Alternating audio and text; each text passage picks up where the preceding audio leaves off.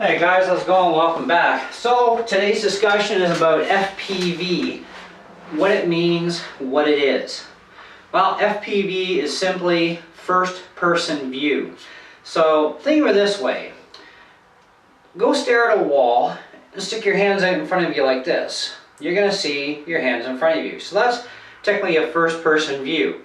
Sitting in your car driving, you see a certain amount of your hood of your car, the person beside you, etc. First person view. So, but everybody's different in their peripheral vision, right? So if you put your hands out to the sides and start looking and look straight ahead until you can no longer see your fingers moving, then you know about where your limits are of your peripheral vision. Now, when it comes to cameras and doing first person view footage, now there's different types of first person view footage that you're going to be looking at, right? Now, a lot of people think first person view is, you know, you're flying or you're driving a boat or an RC car, and you're down on the ground, of course, and you've got this headset on, possibly made by Fat Shark, okay? And what you see in the picture screen inside the headset is what the camera's picking up, and that's what you see. Well, part of what you're seeing is also what? It's going to be the hood of the vehicle, depending on how you set up your angle too, right? But either way, you're seeing in the first person.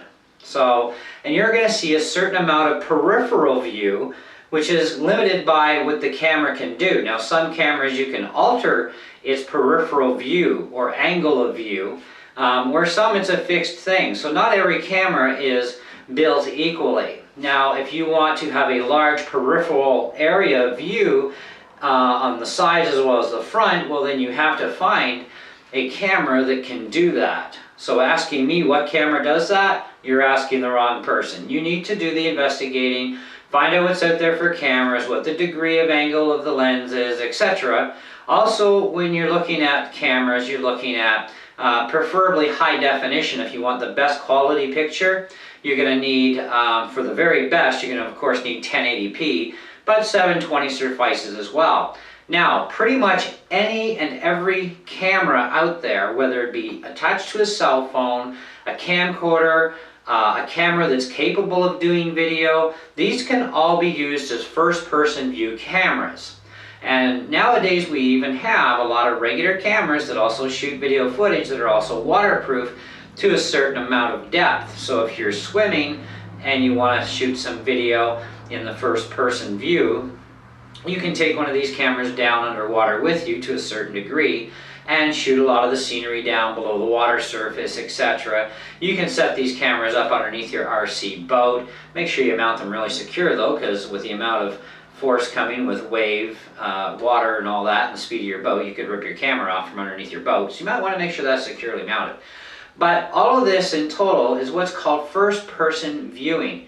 Now, when you're flying an airplane, okay, and you're viewing in first person view, or whether you're even driving, there's other ways of viewing the first person view. Now, I had a couple people ask me this question about the FPV, so this is why the video, but I've also read it as well, where a lot of people really don't understand the whole first person view thing. You know, now one of the guys that commented on my video says, well, how is it first person view when you're walking beside your truck? Well, I'm using a liquid image sports extreme cam that until they do the update that's planned, I can only view on my phone what the camera sees until I hit record, and then I'm cut off, which is fine, I don't care. But they are doing a firmware update for this thing soon so that you can not only record but also view what you're recording. So then I can go sit in the corner with my cell phone on my leg or on a little table in front of me, and I can go drive my truck around for 400 or 500 feet away, or whatever the range of that truck is at the time that I'm using, okay, or car, whatever it happens to be, and I can just stay in one spot and I'm not going to be anywhere near. So this makes it more of a realism, more of a realistic thing. So, and I set my camera up generally so that you can see the hood of the vehicle as well as what's in front, and as much as possible in front. So you can change your angles, you know, but I would keep an angle enough that you can at least see the very front edge, at least, of the front end of your vehicle, so that you know where the heck you're really even going, right? And my camera as well, I think, don't quote me on this, but I think I have 2 settings for angle on mine for its peripheral capabilities. So this helps with, more wider angle. I can see more what's going on the sides and so on. Not every camera, like I said, is set up this way. So, but when you're wearing these FactShark headgear sets, they're on a 5.8 gigahertz frequency. They're great for using for planes. They're great for using for driving in a boat or a car, whatever you want to do. But in a plane and in a quadcopter for cameras that have first-person view, they have the same sort of thing. You either have the ability to start the recording from the quad or the helicopter or plane before you take off, or you can have it start recording once it takes off. Now, there's also the fact that you don't see what it's seeing, but there's also machines out there that have a screen on the radio unit, so that as you're recording, or even if you're not recording, you can still see what the camera sees on a lot of these devices, depending on which ones you get, that would support that or not support it.